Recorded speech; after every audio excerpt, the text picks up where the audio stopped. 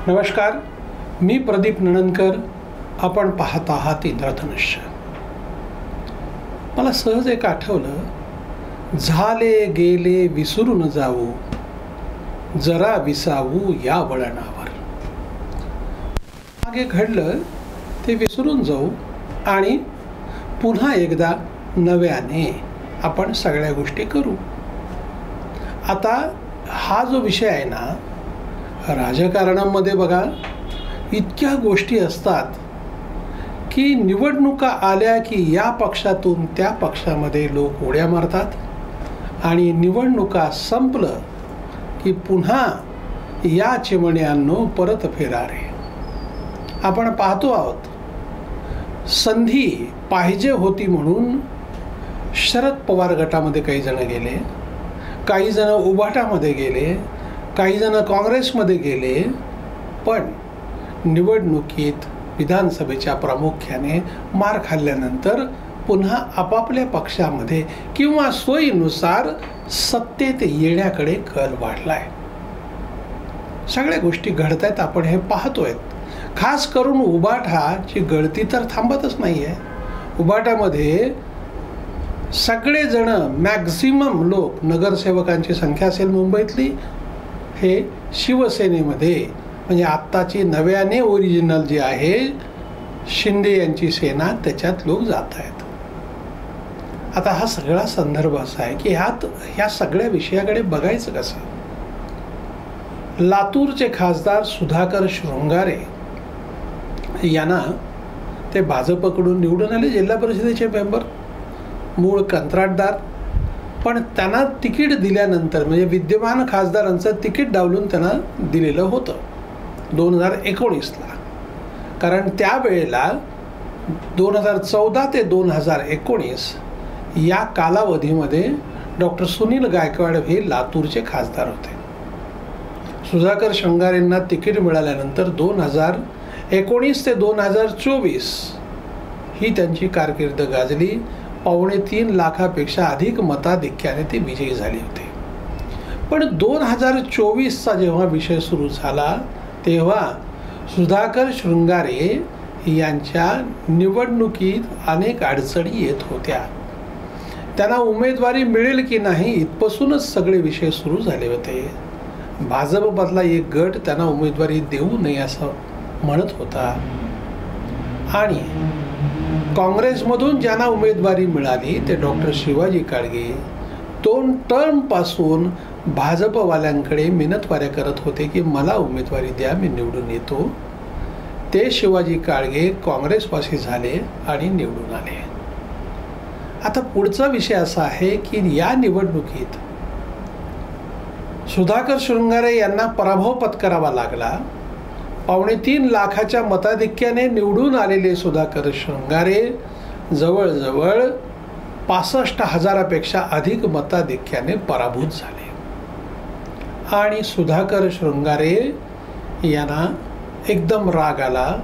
भाजपमधल्या मुठभर नेत्यांनी आपल्याला पराभूत केलेलं आहे असं म्हणत ते थेट विधानसभा निवडणुकीच्या पुढे काँग्रेसवासी झाले.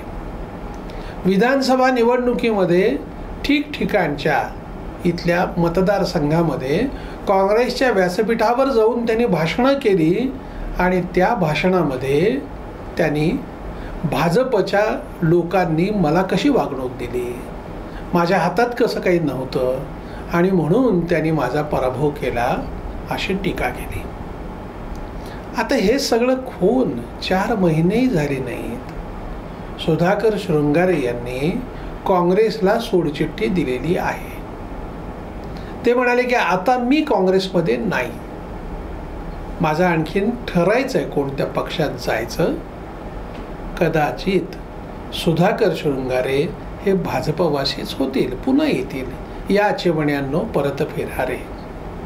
आता हे जसं सुधाकर शृंगारेचं झालं तसं लातूर जिल्ह्यात अहमदपूर विधानसभा मतदारसंघामध्ये भाजपचे प्रदेश प्रवक्ते गणेश हाके यांनी अपक्ष म्हणून निवडणूक लढवली होती आणि ती निवडणूक त्यांनी राष्ट्रवादीचे बाबासाहेब पाटील मित्रपक्ष अजितदादा गटाचे त्यांच्या विरोधात लढवली.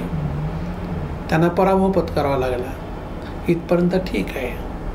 पण याचा संदर्भ असा आहे, 2019च्या निवडणुकीत याच अहमदपूर विधानसभा मतदारसंघातून भाजपचे दिलीप देशमुख यांनी बंडखोरी केली होती.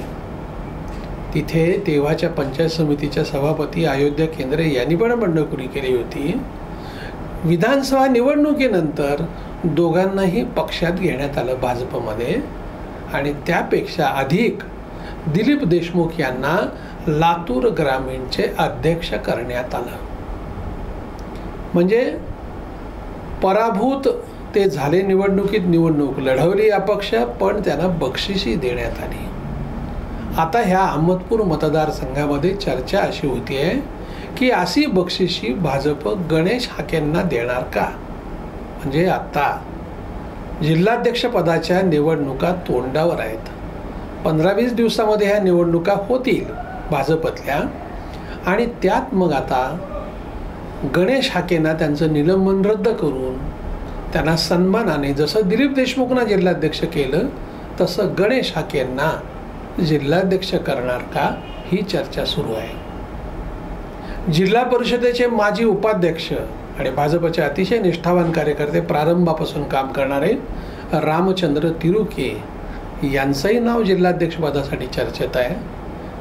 आमदार संभाजी पाटील निलंगेकर यांचे बंधू अरविंद पाटील निलंगेकर यांचं नाव चर्चेत आहे.